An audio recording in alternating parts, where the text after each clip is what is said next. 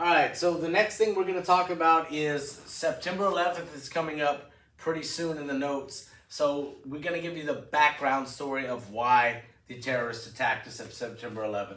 And we got to go all the way back to the 1920s to figure it out. In the 1920s, American automobiles were booming, and Henry Ford had figured out a cheap way to make an automobile.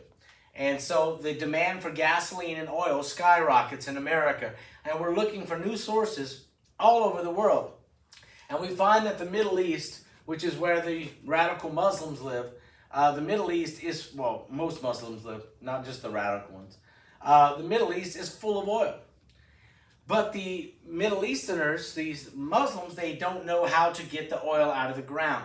So what America decides to do is, in the 1920s, we're going to send men, American men over there, to show the Muslims how to get the oil out of the ground so we can buy it. So we go over there and we set them up for free. We give them free oil wells, okay, basically. We're going to give them the oil well. We're going to show them how to work the oil well. They're going to pull the oil out of the ground, and hopefully they're going to sell us the oil.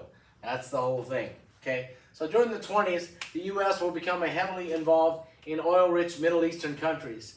In 1954, that's after World War II, the U.S. launched Operation Ajax, which replaced the non-friendly ruler of Iran with the pro-Western exiled Shah of Iran.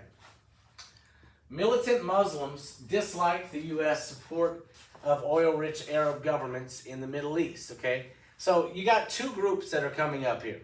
You got the radical Muslims that are wholly on the Quran. All their laws and everything's based on the Quran, but they're poor, okay? And then we have the rich Muslims, which are the kings. So there's this complete schism in society, this big break in society between the two.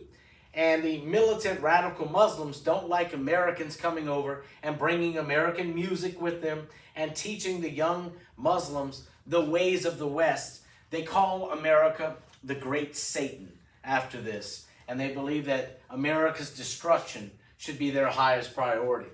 Militant Muslims also dislike the spread of Western culture in the Middle East, bringing with it what they considered a violation of the traditional values taught by their holy book, the Quran.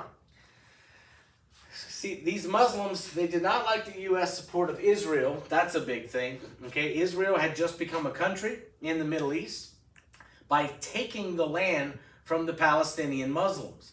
And so, because we were supporting Israel, they were anti-American.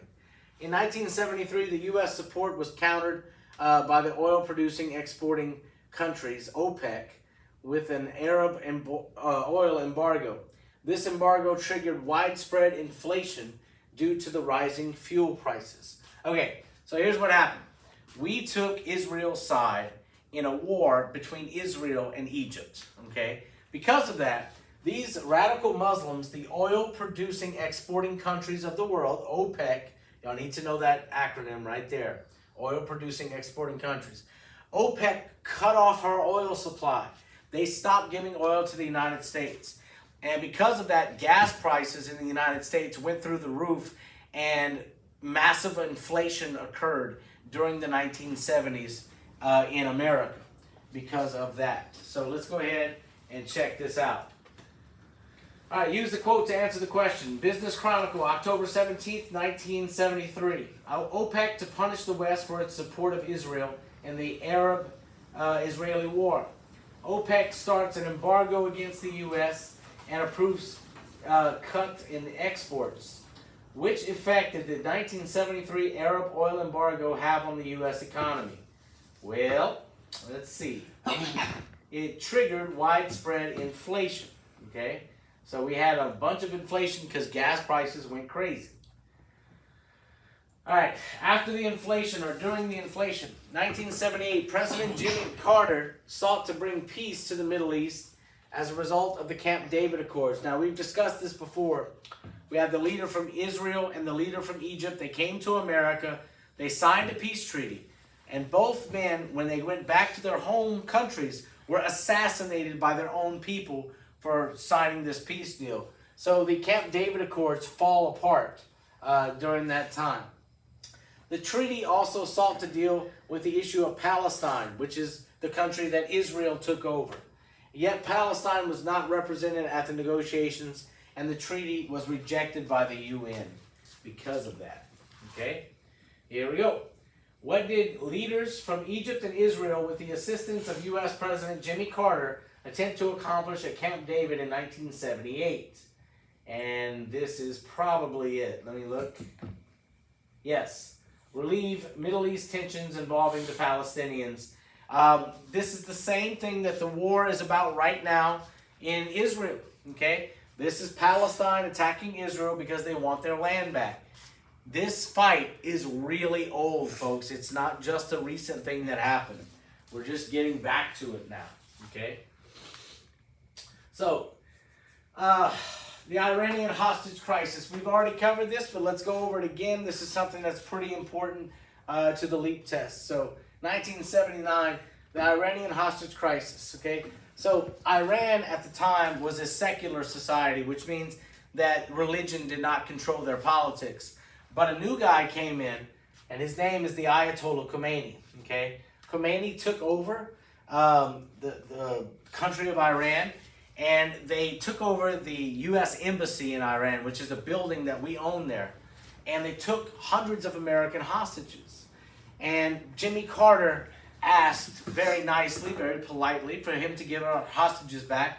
And over, he basically stuck the finger at us and said no. And so, as time went on, Jimmy Carter's weakness became more and more apparent. And Walter Cronkite, America's most famous newsman at the time, started counting up. Okay, he was counting day 1, day 50, day 100. He counted all the way up to day 444 before the hostages were released.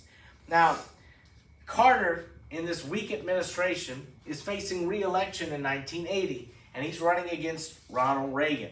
Okay, Reagan, in that debate in 1980, said that if he were president, that he would ask the Ayatollah Khomeini one time to release the hostages. And if he didn't release the hostages, then America was going to flatten the entire country of Iran with nuclear missiles. And so on Reagan's inauguration, yes, he won in 1980. Upon Reagan's inauguration, he didn't even ask the Ayatollah Khomeini. Khomeini let the hostages go 1 hour after Reagan became president of the United States.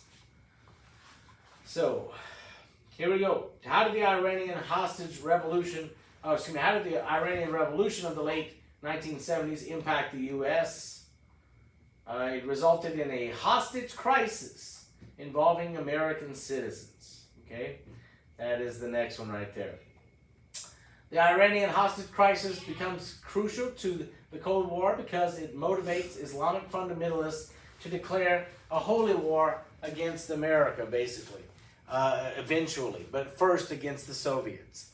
Okay.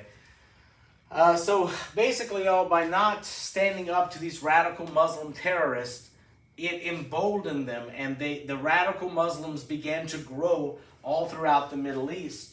And they got a chance to flex their muscle in 1980 whenever the Soviet Union invaded Afghanistan. And America, we were on the side of the Afghans, and so we provided them with weapons for this war. And one of the main commanders in charge of the Mujahideen in Afghanistan was Osama bin Laden. Osama bin Laden is going to be very influential later on when he forms a new group called Al-Qaeda, which is a radical Muslim terrorist group that is against the United States. Okay. Got it?